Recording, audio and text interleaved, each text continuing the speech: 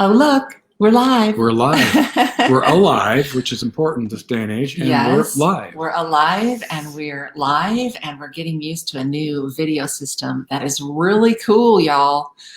Y'all. We're not from Texas. We're not from Texas. We're from California, we're from California, Colorado. And we say you guys. Where'd you come up with you all? Where'd you come up with you all? Well, we have a lot of Texans here in Colorado and it rubs off. That's my story and I'm sticking with it. Hey, you guys, happy Monday. Yeah. It is noon. It is the noon hour here in Colorado, and we are Doug and Leslie Gustafson, your hosts of the Amazing Intimacy Tribe. We are personal development, sex, and couples coaches. We work with men and women, and somebody's coming in. We can't tell who it is. We work with men and women and couples, and we have for over 70 years combined. Doug has been doing this work for over 40. I've been doing this work for over 30. I'm also a sex therapist, and Doug is a John Maxwell personal development and leadership coach and speaker. But that's a lot about us. And I say that because there's a lot of new members here, and we want to welcome you. Thank you for being here. This is a community that's been strong for some time and is growing every day. No doubt because of the state of things and people being more taxed and stressed. But I think we've got about 2,500 members in here. Please turn on notifications and so that you're in the loop with what is going on here. Many people don't know about that. And when they don't turn on notifications, they wonder why they're never getting notified and not learning and not growing and not being inspired, because that is our mission here, guys, is to help you create the lives of your dreams. I barely know personally and relationally. I barely know what a notification is. Doug barely knows what a notification is, but those of you, I know some of you know what that is. So welcome. We've got a couple of you coming in. Oh, thank you. Happy anniversary. Thank you.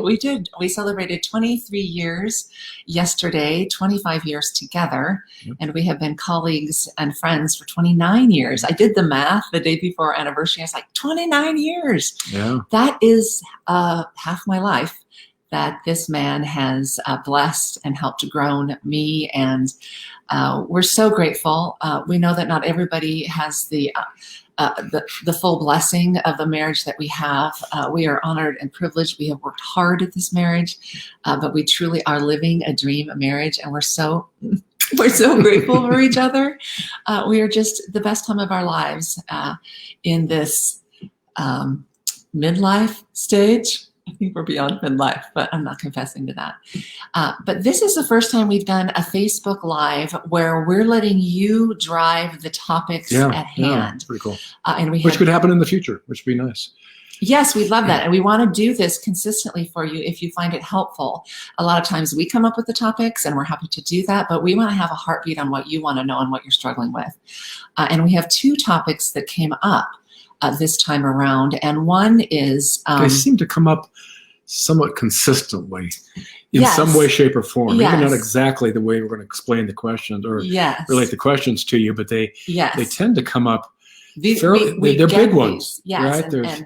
And the two people who brought these up are telling us a little bit about their own personal relationships and their marriage status at this time. And one is a sexless marriage, a long-standing sexless marriage, which we deal with all of the time. And the other one is a question that we get about communication, right? Which is such a buzzword when we're talking about relationships and marriage. Well, oftentimes it isn't a question. It's a statement. Yeah. We need to communicate better.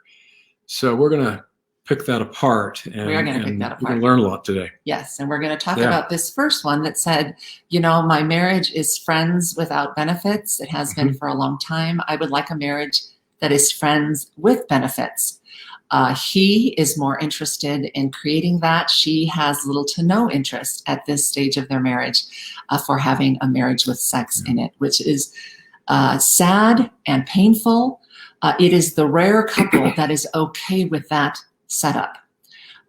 We talked a lot about how important sex is, how important intimacy, sexual, physical, soul connection is with each other. And when that is missing, you're basically roommates and you're living as friends, which rarely do both people go, that's fine with me. You don't want to live with a friend. Right. You don't really just a friend. Yeah, just a friend. And so this gentleman has courageously shared with us that that's the state of his marriage. He says that in early marriage, they had a lot of difficulties with emotions and disruptions and hostility and conflict. That's not necessarily the state of the marriage now, but it pretty much flatlined after that, is my understanding. Yeah, and I think does happen. The way that he put the question, I thought was really kind of cool, actually. Mm-hmm. He said basically that how do I get out of living in the friend zone with my wife? And I didn't exactly know what he meant right out of the gate. I thought I did, but it turns out I did. But so it was an interesting way to phrase the question. But what's really meaningful about it is that there's nothing worse than living in the friend zone with your spouse, and nothing better than living in the friend zone with your spouse. What do you mean by that? Well, it's both. So if it's just a friend zone and not a friend zone with passion and something different than living with a roommate, it's kind of it's not the end of the world, but it's not the best thing in the world either. Mm-hmm. And on the other hand, if you're just all about passion and you don't develop a friendship, I see. It doesn't go very well either. So it's a two-edged sword, as many things are. There's sort of a split, a bipolarity that needs to be uncovered. And one of the things that we know is that, and this is interesting because it really flows out of his question in a meaningful way, is that what we know is that too much friendship can kill passion. Yes. We know this. So talk about that. Yeah. When we have deep friendship, your best friends, there's a lot of in-syncness. There's a lot of closeness that tends to breed a relationship that's very connected on one level and very stable feeling. But those are often the couples that then are kind of flatlined when it comes to passion, affection, and amazing sex. So it's a beautiful thing to be best friends with your partner. But if that's all you've got is that stability and security and friendship, a lot of times that actually steals from the other component, which is what usually keeps most of us wanting to be in a marriage versus a friendship, which is the goodies, right? The connection, the affection, the passion, the aliveness for each other, the excitement about who my partner is, the attraction, the novelty, the mystery. Those are the things that make us want to stay in a relationship. The other is glue. But if it's just friendship, most couples feel a lack. I would say the bulk of them. It is the rare couple who doesn't feel like there's something missing. And that's the case with this gentleman who is like, this is not how I want it to be. What happened to the excitement and the passion and the intimacy and the great sex, which is glue also, different kind of glue. But after several years of marriage, or decades even, we all have this one dark hole we can step into, and we all do it, and we have to fight it. The dark hole is the status quo. Yes. We don't do anything about something a long time ago. It's complacency. And largely comes out of a lack of knowing where to go, because this isn't simple stuff, right? Or we believe myths like, well, this is just how it is. Mm-hmm. At first you're really in love, but then you have just this really solid, secure relationship, and you do your things and you do life together. And there truly are a lot of responsibilities once you're a married person with children and jobs, right? And all of those things tend to get in the way, but we aren't aware of it. We think we're fine. And we also think, well, this is just how it goes. After a period of time in mature relationship, you settle in and the in-love feelings flatten out. You still love each other. Mm-hmm. There's love, there's caring, but there isn't elevated emotions that make you be excited and pursuing and wanting of each other. A lot of time courtship has dropped out, dating has dropped out, and you're just in this place that you think is the way it goes. We what's the word I was thinking there? Rebuff. I was going to say reboot. We rebuff that, because it is in fact a myth. And if you're believing it, you're actually defending, keeping yourself in a stuck status quo. This is just the way it is. complacent place. But as Doug was saying, but we don't always know. Right. What do we do here? Right. I think you're right. I think there's a metaphor I would use for this because, the status quo creeps in. Mm-hmm. It doesn't hit you over the head day one usually. So it's sort of like quicksand. If you're in quicksand, you're slowly over decades sinking right? Down. You're sinking into and then what happens is all of a sudden you wake up and say, "My God, I'm in quicksand." We didn't plan that. I didn't even know he was talking about quicksand. But that's what it feels like. Yeah. Right? And then you're just then on the couch. Now it's urgent. Then it becomes urgent, right? Yeah. So if we could redo the hands of time and go back and make it urgent earlier on, yes. We don't do that. Yes. Because we've been sinking and we didn't know it. Yes. The other way early passion breaks down is with hurt, with obstacles, with resentments, with the kinds of things that unfortunately are described in this marriage, which was, it was high conflict and it was disrupted. And that does not keep passion or connection alive. And particularly if you didn't really work it through, you just said, okay, well, we're moving on now. But no, it's still alive and well. And my hunch is that it's alive and well in his wife still, who has pulled away from wanting more with him, which is painful. Mm-hmm. But that old stuff is living still and shaping the marriage as it is. And they are now roommates. So we often say that the answer, because here's the real gist of the question, mm-hmm. How do you move from best friends to best friends with benefits? Mm-hmm. How do you do that? Some people actually is the question. Yeah, well, right. So it is actually the question. Yeah. Because you if you want both, you have to think about that. And what we end up doing is we end up focusing on there's something wrong with the marriage. What is it we could fix? What are the variables that go into so we could get excited about each other again? Mm-hmm. So it's like a myth. If we just got more connected or maybe more date nights or there's some magical way that we as two people can come together and create this. And it's not the answer. The answer is what you were alluding to, is really within the person that has to find that part of themselves again. Mm-hmm. And take responsibility. Or for the first time. It could be. Which is a relationship at first can, in fact, because it's so exciting in the early days, right? It's new, it's novel. You have all these similarities. There's kind of the heightened emotion of sexual attraction and want and all of those things. And that dynamic creates the in love, excitement, and great early sex for couples. But that kind of model doesn't work when we're talking about longer standing relationship, because ultimately it's about you.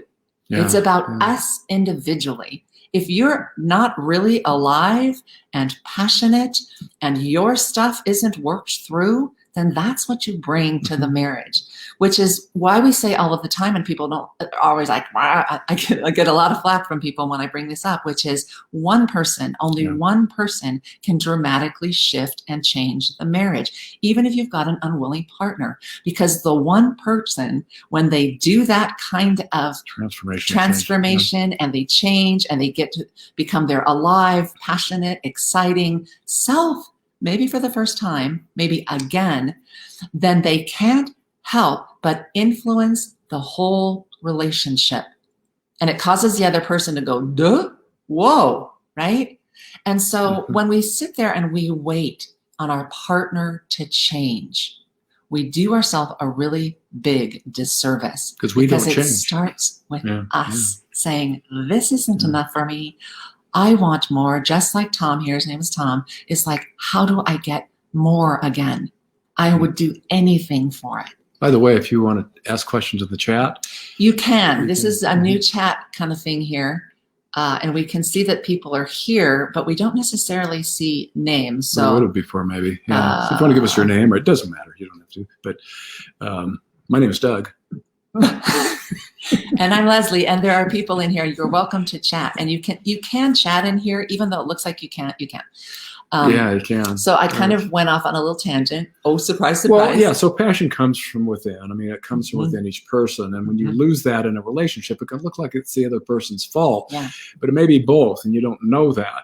Maybe because you want it more as a man, that you're ready for it more. It doesn't actually mean you can find it. Because if you could find it and could have found it over the last decades of marriage, it might have manifested itself in a different way. You might have set boundaries and asked for more, and who knows? You know what would happen if it's bubbling up within you, if it's like a fountain within you, then that's a significant way to think about it. So this idea that I'll just try to be nicer. I will try to pursue her. I will try to do new things, but she's over there just going, whatever. Then it's because the strategy is wrong. And people don't know the right strategies. And fair enough, this thing, whoever got the marriage class in high school, right? Yeah. Or college. Or the individual growth class. Or the individual growth class, right? But most people don't have the transformational, radical change kinds of strategies that when a marriage is at this place or any flatlined place needs. It isn't these Band-Aid approaches that we hear of, like, we just need to talk better, and we'll get into that in a minute. Or, she just needs to work on her sex drive. It must be hormones. And again, look what we just did there. He's trying to fix her, right? Instead of, these little teeny approaches aren't going to unearth a long-standing problem and change it radically and quickly. 30 years, 20 years, 15 years, 5 years of the same old needs a total... Gets boring. It gets boring, redundant, but then people do not know how to totally radically get the battery going again, how to jumpstart it. And again, we major in jump starting. That's what we do. As you said earlier, they may not have known from the beginning, so it's hard to track the history with something sometimes. Varies from person to person, couple to couple, but it can be somewhat non-existent even in dating. It's hard to know until you unearth the details of the history. Can you go from a sexless marriage to a passionate, connected, loving marriage again? Hands down. We've helped thousands of people do that. No kidding. It can be done. So there doesn't need to be discouragement or hopelessness, because it can be done.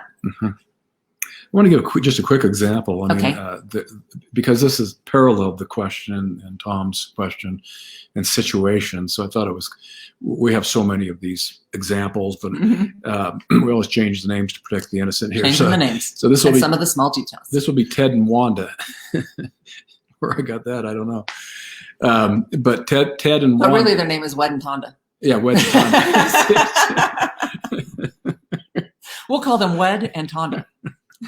Or Todd and Linda. I don't know.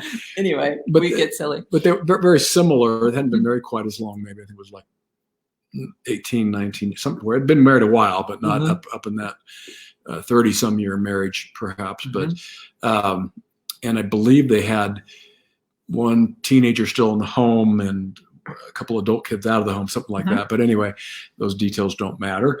But they do when you're trying to. Well, they do when you're right. Yeah. So they had been lulled into complacency, and it was Ted that approached us, and not Wanda. So, although we ended up meeting Wanda, but at the moment we didn't, because he was pretty frustrated. He had envisioned a marriage that would have more dynamic passion, or significant and consistent sex life. And they'd gotten to the point where they just kind of gone their separate ways in a way. She had withdrawn from the relationship. He didn't know what to do. And he was in quite a quandary. He was getting depressed over it, agitated, felt like maybe he was a lousy husband. He wasn't sure, blamed her for a lot of it too. But didn't know how to talk to her about it. Didn't know, even where to go, because he wasn't really sure. Although he knew what he wanted in general, he had really no idea of how he would make that happen.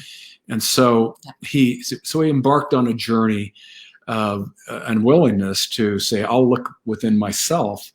And that takes a lot of guts for men. It takes a lot of guts, and it takes a lot of courage. And I think because we're back to that myth that one person can't make a change, a lot of people don't step up individually. They think, well, I need to get my partner involved and I need to get us both, in the program. And otherwise it's not going to work. If two people aren't committed and working on it, it's not going to work. Again, a myth, because one person, when they courageously take a stand for themselves and take a stand for the marriage. He did not want to get a divorce. That was not an option here for him because of his faith background. He was not doing it.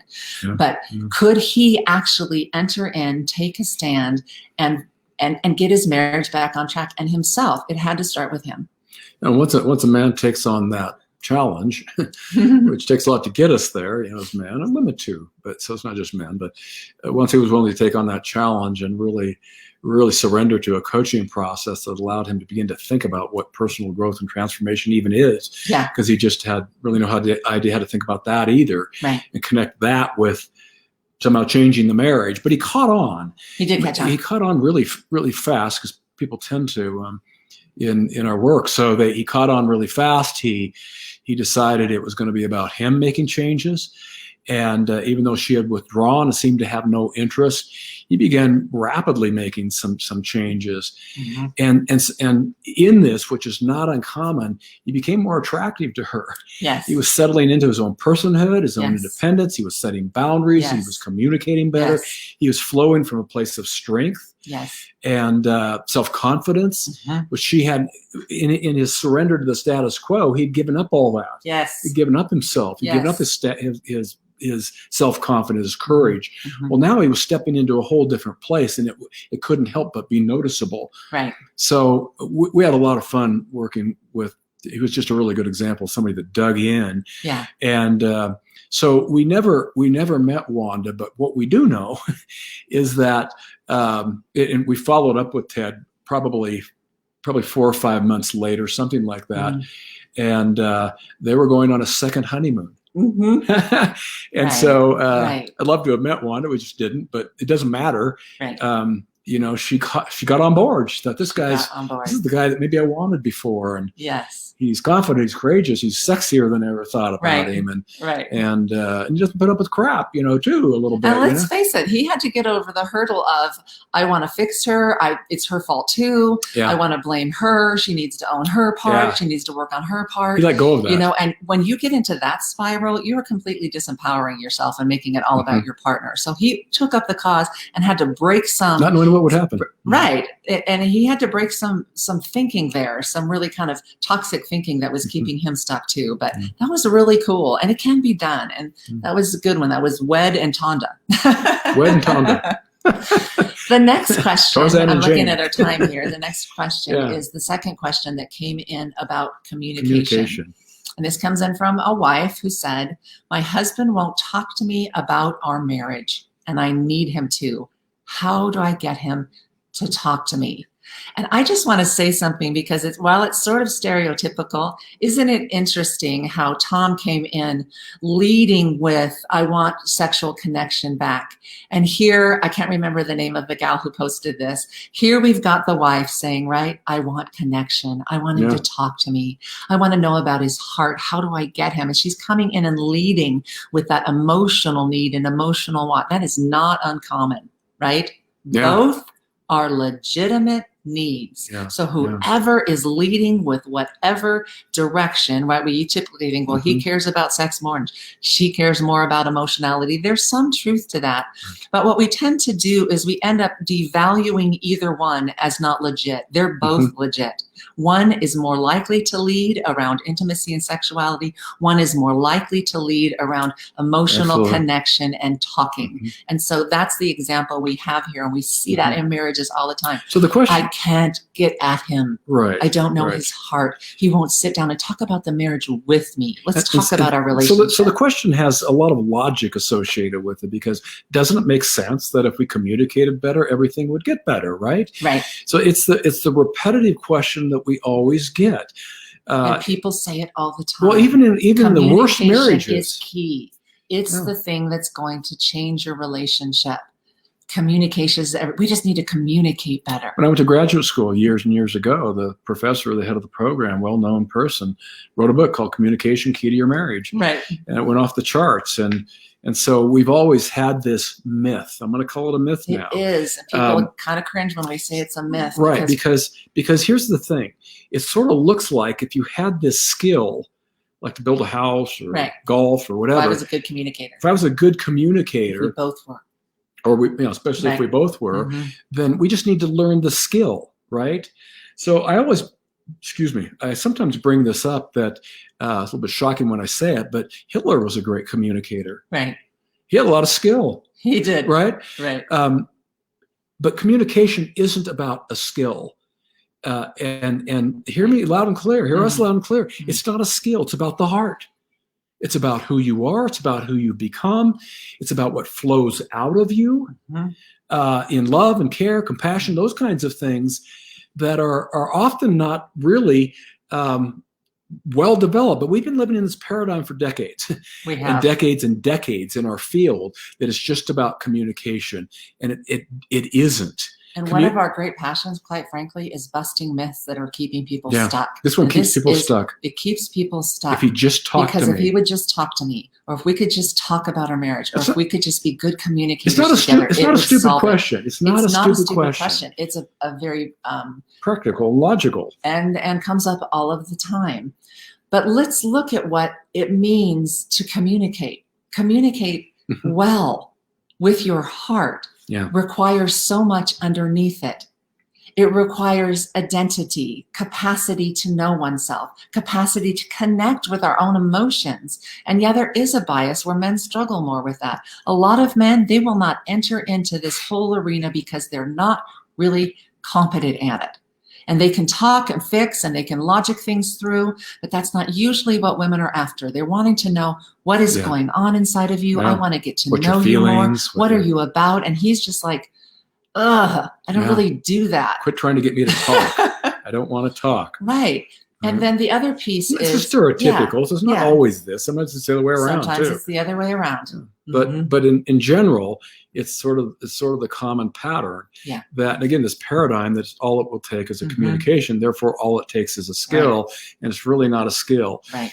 Everybody will communicate well if they flow out of themselves a sort of being and way. And so we lean back in, much like in our first question, we lean back in to what does it take? Right. It takes a transformative place within the person to be able to make that change. You may think you're a great communicator, but it's not about that. A lot of times women, frankly, just little girlfriend talk here, we are better at this, and we can really sadly annihilate our partner with our ability to communicate well and go after them, right? Just because we're emotionally connected and expressive doesn't mean they can meet us in that. Right. And the truth is, a lot of times we're a little bit scary. They might not have to, right? Exactly. Because you're frustrated and you're wanting more and you're nagging and you're going, I just want to know what's on his heart. I'm so sorry. I can have a better conversation with the wall more than my husband. It's not fun. It's not fun at all. It's painful. No, it's painful. Right? And so we try harder women. We try to go after them. We end up being sometimes naggy, or we try to get really good. Like if I was just a really good communicator, surely if I could communicate well, I would finally be able to reach him. And it's just not true. And we get frustrated and more frustrated. And he leans away more and more because that's all a little bit scary. And you're becoming a little unsafe, quite frankly. And so there's this big. Oftentimes, yeah. I'm just saying this can happen. And then there's this big cavity between you.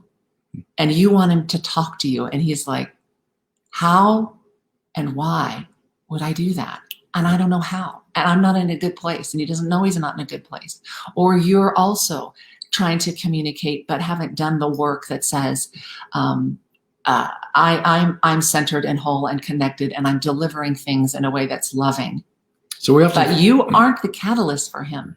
He has to be able to be his own catalyst. Because a man who's emotionally connected, who's freed up, who's confident, they can talk. And they do. He goes off to his workplace every day and he talks up a storm, or he can talk about things that he knows about. And he is probably well liked in a different sphere. And then he comes home and you're like, Why don't I get that version of him? Now we have to be careful because this isn't blaming wives. No, because they're just trying to get their needs met. Right. We totally want to know. We want to be in connection with you. But what we're saying is that communication and it is not so much a skill as it is becoming alive inside in a new way. Yes. It's a transformational process where two people can really come to alive together. You know, our communication, we're two therapists and mentors and coaches, we talk in abbreviated ways. We have all kinds of ways. We're not always exactly on target skill-wise. At all. But if our heart's there, it just doesn't matter. Right. It really doesn't matter because we're in each other's zone, right? But to do that, we have to figure out who we are in that. Right. And live in it and manifest it. Yes. It's a manifestation of a deeper part of you than you really know. There's more to you. There's more to you. So in how to think of moving from this model of skills and communication to how do I manifest something differently, we're back at the same thing again because one person can change a marriage and certainly two can. For sure, when they're both motivated. When they're both motivated. And wanting and ready and committed. And coachable. So I'm going to give an example of Ken and Christy. Mm-hmm. No, I'm not going to make fun of their names. Or Christy and Cran. That wasn't easily done. That wasn't easily done. No. Think about it there for a minute. This is an example of two people that actually came to us. I mean, they both did. And they had something like a 12-year marriage. I think they had a 7 and 9 year old in the home, which is always a challenge around communication, right? But they had young kids, so they're an example of a younger family that came to us, and basically their communication had sort of devolved into just avoiding one another. They didn't. They erupted in fights once in a while, but it wasn't every day, and so it was kind of a matter of looking at that common style and saying, you know, and they came to us. They said, what's missing in our communication? What skill, in other words, that translated, what skills are we missing that would just correct all of this? And they weren't looking at their own hearts. They weren't looking at their own resentments, their own belief tables and mindsets that they had grown up with that influenced this. They weren't looking at how to really be alive with one another. They were just looking at some kind of simple answer, which we do hear a lot. Right. And that paradigm, if we just talked better, we'd really make it work. And this is what happens. So they go, okay, I'm going to go to counseling. I don't think that was the case with these two, but a lot of times they had been in counseling. A lot of times. A lot of times we work with people who have tried counseling or multiple times in counseling. Guess what counselors work on? So guess what they're going to work on? If you go to counseling, you're going to skill build. So you go in your one time a week and you sit down and you say, we can communicate. And guess what you're going to be learning? The skills of communication. And then you go back home and you try these new skills and you sit on the couch for 10 minutes, each doing what the counselor said to, and you communicate well, but you're still not connecting. And you're still not in a heart space with each other because those skills, it doesn't do it. And so you go back in and say, well, we had a fight and we totally disrupted. No doubt. We'll talk about that. You feel a little better, you go home, and marriage counseling doesn't go anywhere. It doesn't because one, it's focused on the wrong things, and it doesn't go quickly enough for most people who want to get better and get into the marriage that they love quickly. It's like sinking. It's like sinking, right? Because when you're a hurting marriage or a hurting person and you're sick and tired of being sick and tired and you want the more, to then go in once a week for the next 6 to 12 months, frankly, 6 months is the limit, the least amount if you're going to get something happening. Hoping that communication will make you feel better. Communication and going in once a week is going to get you a transformed marriage. It doesn't. It doesn't. And what happens is the frustration and the need for relief and the ongoing conflict and tension, it wins. Or the complacency or the status quo that you've been living wins because it's powerful. And the model and the framework doesn't have enough going on for it to get you up and out and into the new life, which is why we do what we do. Because we want to radically change your life. So Ken and Christy were... And we can. Okay, sorry. Are you done, honey? No, just was. So go on with yes. My story, our story. So anyway, they both came, and so a lot of our work with them was reconstructing changing old paradigms into new ones, which is really what transformation is all about. And that's why it's not out there on the internet. It's not out there in books. It's not out there in counseling, because that's not what happens. Right. What needs to happen is transformational change, what we would call radical change, that makes you alive as a person quickly, so that it's not months and years. It's right now. How can I tap into that person that drives things through a new and reshaped heart? Yes. And holding people accountable to do that. Right. So it's really dramatic what can happen. And since they both, again, sort of surrendered to the coaching process, this was a couple who, interestingly, the husband at the 3-week mark told us that, I can't believe what's happening already. Yeah.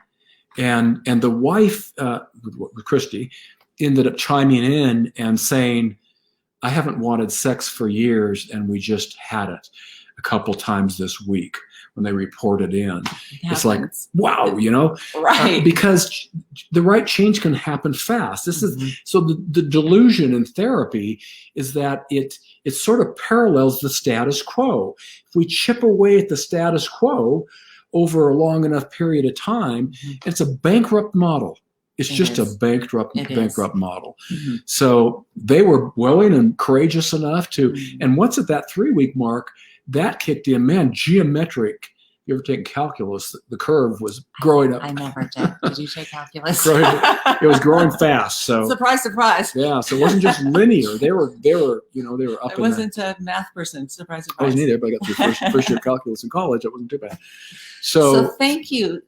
Thank you. I mean, that's what we've got for you today. Thank you for those really potent questions and topics that are very universal that we could address for you today.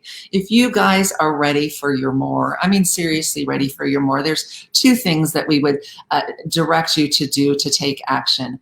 One of them, and for those of you who are new, you definitely don't know this, and a lot of you still don't even know this, but we have a free marriage training for you that you can access through this tribe, okay? And we'll put the link for that. If you've never watched it, it's a 50-minute free marriage, 58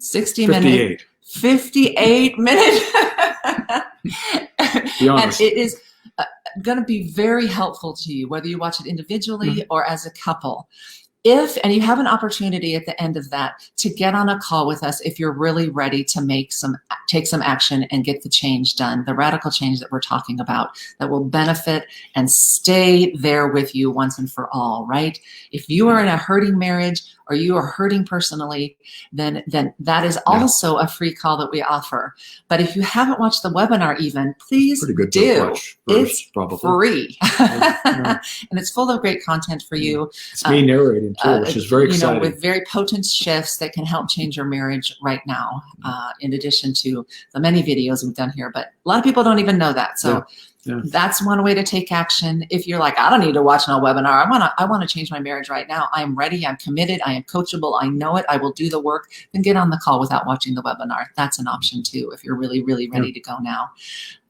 Thank you. Thank you. We're, all of this. Yes. Yay. We are going to, fix this app that we're working on so that we can actually see who is commenting next time, because something's not quite right. And so thank you for the comments. Yeah, absolutely. I think when I go back out and back in, I'll be able to see who commented and be able to address you guys more personally, because we can see, but we can't see. But blessings. Thank you. Guys, gal, whoever's listening, man, step up. Step up, guys. Turn your notifications on. Do. Get on the marriage training. If you're ready for more yesterday, then get on a call.